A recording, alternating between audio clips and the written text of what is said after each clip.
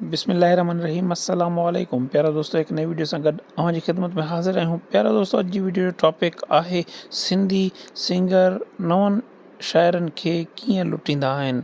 हिकु सिंधी ॻाइणो हिकु गीत जा शाइर खां केतिरा पैसा वसूल कंदो आहे।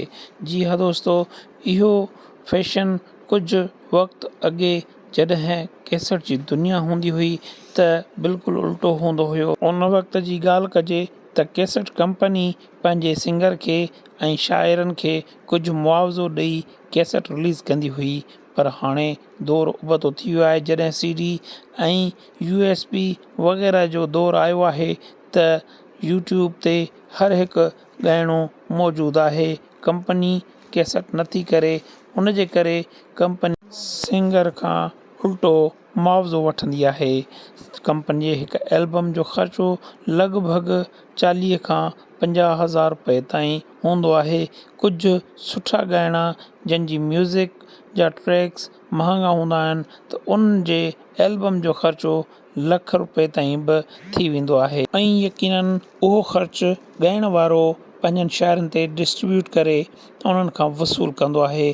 कुझु ॻाइणा कंपनियुनि खे पैकेज में पंहिंजो एल्बम ॾींदा आहिनि त तव्हां शाइरनि खां हेतिरा पैसा वठो, उन खां पोइ पंहिंजो ख़र्चो कढी करे बक़ाया पैसा मूंखे ॾींदव। कुझु ॻाइणनि वरी पंहिंजी मनमानी शुरू करे छॾी आहे, यानी यूट्यूब ते पंहिंजा चैनल ठाहे पंहिंजी गायकी पंहिंजनि चैनलनि ते रखनि था ऐं उन जो मुआवज़ो नए शाइर खां भरपूर हासिल कंदा आहिनि।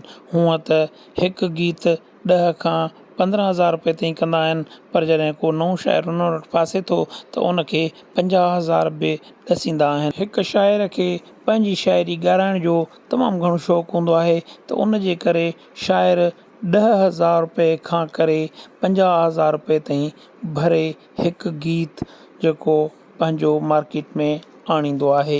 असल महिनत हूंदी त शाइर जी आहे, पर उनखे सिर्फ़ु आवाज़ जे करे ॻाइणो मजबूर करे उन खां पैसा फुरींदो आहे ऐं उहो ई गीत ॻाए करे पंहिंजे यूट्यूब चैनल ते रखे उतां पैसा पिणु वसूल कंदो आहे। जीअं शमन अली मीराली साहब SM प्रोडक्शन में हिन महिल तमामु एल्बम करे रहियो आहे ऐं उन जी सिलेक्शन रियाज़ मीराली करे रहियो आहे ऐं रियाज़ मीराली हिकु गीत जा हिकु शाइर खां 40 खां 50,000 रुपए ताईं घुरंदो आहे। मुमताज़ मौलाई जो पिणु कंपनियुनि सां पैकेज थियलु हूंदो आहे। निगहत नाज़, फ़ाइज़ा अली ऐं ॿिया ॻाइणा बि इहो ई अमल कंदा आहिनि। त प्यारा दोस्तो, इहो ई असां